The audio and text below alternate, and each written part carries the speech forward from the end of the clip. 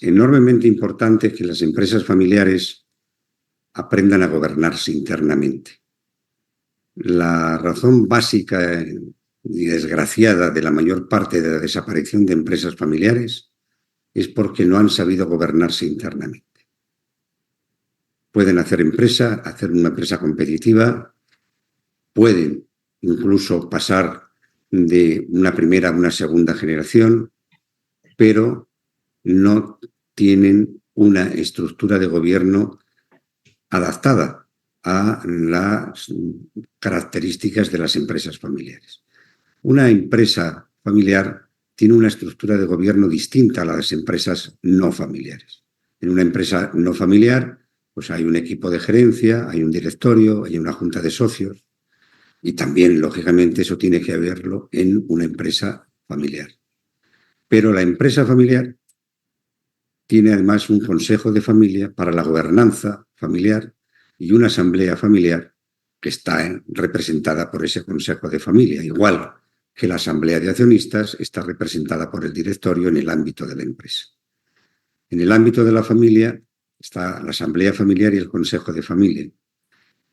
Y a mí me gusta un gráfico que pongo en un primer triángulo arriba el ámbito de la empresa con el equipo de gerencia, el directorio y la asamblea de accionistas. Y debajo otro triángulo invertido en donde está el consejo de familia y la asamblea familiar. Cuando este triángulo de abajo, el consejo de familia, la asamblea familiar, lo que es el ámbito de la familia, por lo que sea, entra en una situación de debacle interna, el triángulo de arriba se cae. Y por tanto, en algunas empresas familiares, a veces es importante empezar por el consejo de familia antes que por el directorio. Normalmente en una empresa familiar siempre va a haber un equipo de gerencia. Pero se piensa, bueno, ya tenemos cierta dimensión, tenemos cierta complejidad como empresa, vamos a crear el directorio. No digo que no haya que hacerlo, pero si nos encontramos con un director en una familia empresaria, sobre todo en procesos de transición generacional o recién segunda generación, que como familia no está profesionalizada, lo más normal que ese directorio sea una reproducción del equipo de gerencia, porque son las mismas personas las que están en el equipo de gerencia y ahora han creado un directorio y son las mismas personas las que se juntan en la misma mesa, a hablar de los mismos aspectos, de las mismas variables, con los mismos modelos de análisis.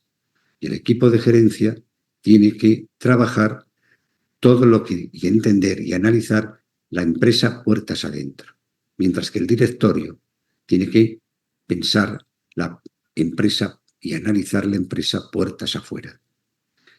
Pero no se va a hacer ese proceso si previamente los componentes, sobre todo ya de segunda generación, no están profesionalizados como familia empresaria. Y esto es clave. Se pierde muchas veces en la primera generación un tiempo enorme que no se ha tenido consideración con los hijos para prepararles como propietarios. Y no hemos de olvidar que los hijos que no se preparan primero mentalmente como propietarios y desde que nacen hasta que entran en la empresa pueden pasar 25 años.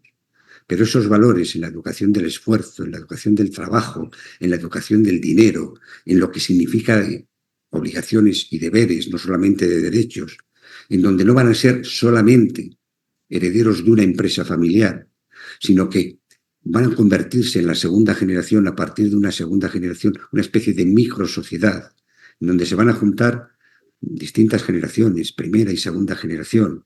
Se van a juntar ya distintas ramas familiares con intereses a veces no tan fáciles de conjugar. Se van a encontrar familiares políticos y consanguíneos.